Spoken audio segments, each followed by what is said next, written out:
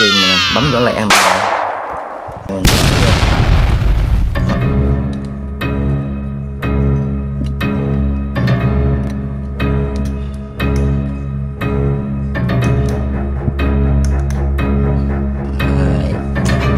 ôi trời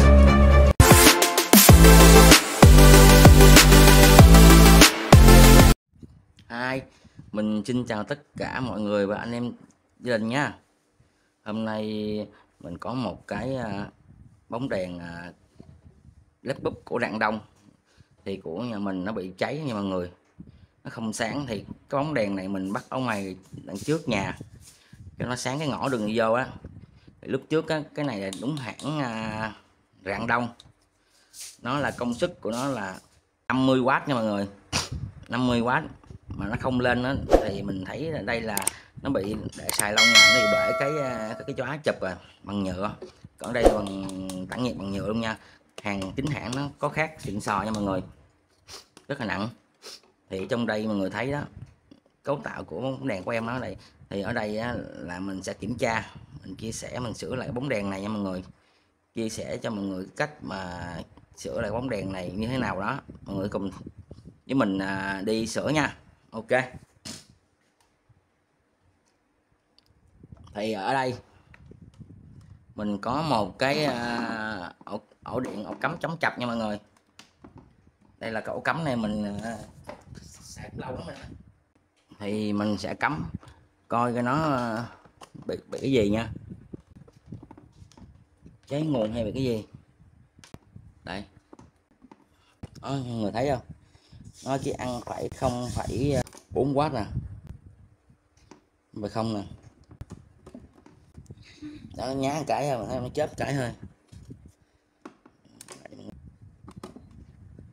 0,4 vậy thôi, nó không lên. Mình kiểm tra nha mọi người, kiểm tra coi cái này nó bị gì không. Hai cái dây nguồn chính của nó nè mọi người.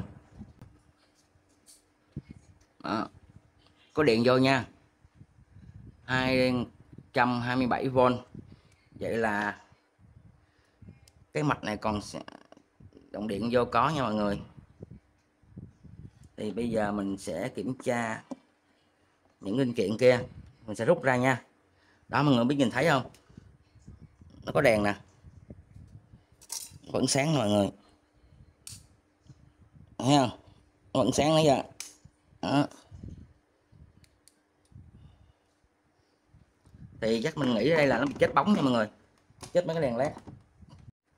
Và đây mình có một cái thiết bị để đo mà bóng led nha mọi người. Thì cái này mình cũng đã chế rồi, mình đã làm video chế cho mọi người xem rồi. Thì mình sẽ kiểm tra. Trước tiên á, thì mình dòm vô coi cái bóng nào nó bị cháy nha. Đó,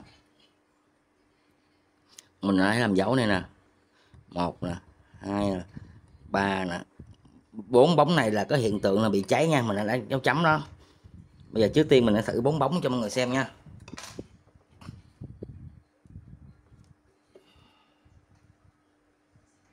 Ồ, bóng này lên ta, không phải cái này, không phải bóng này.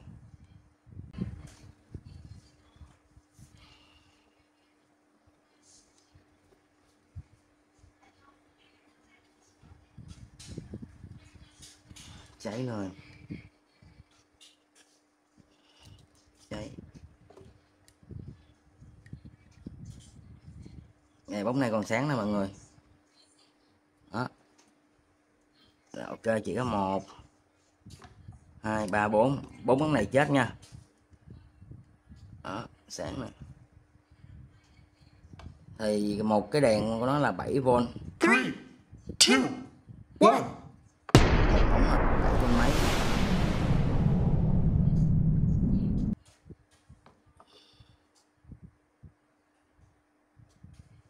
Ok, vậy là mình xác định được 4 cái bóng đèn này nó bị chết. Và tiếp đó mình sẽ đo coi kiểm tra coi cái tụ này nha mọi người. Mình có một cái đồng hồ đó, Mình kiểm tra coi mấy cái đèn, đây là diode của nó còn sống không nha, diode cầu.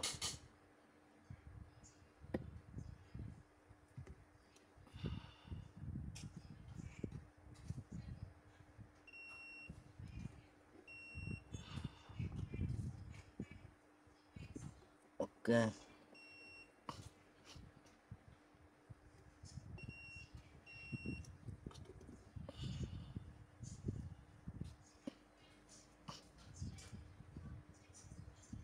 Rồi mình tới đó mình đo mấy con tụ nha mọi người.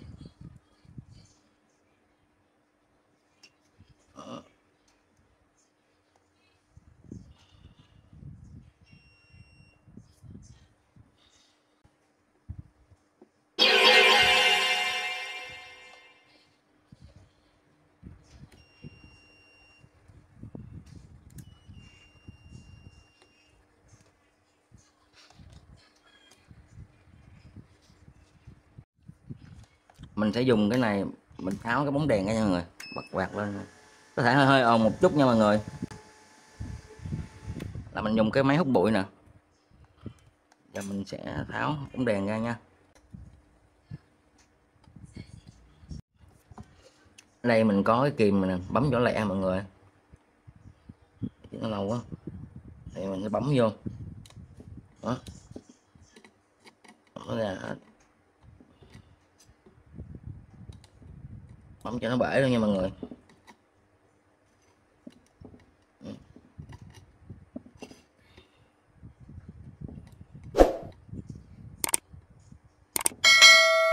Thì mình sẽ hàn lại.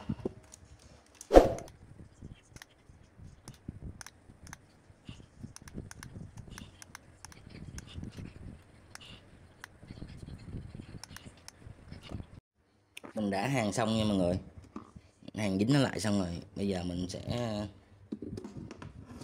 cắm điện thử coi nó có lên không nha. 1 2 3. Ôi trời ơi, vậy là nó lên nha mọi người. Bây giờ cái điều mình cần tìm á là coi nó ăn bao nhiêu watt nha.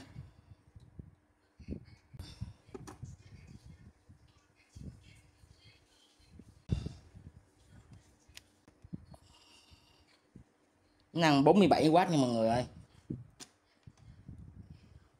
47W. Thì cái bóng đèn này nó sáng như vậy á thì bao sáng quá.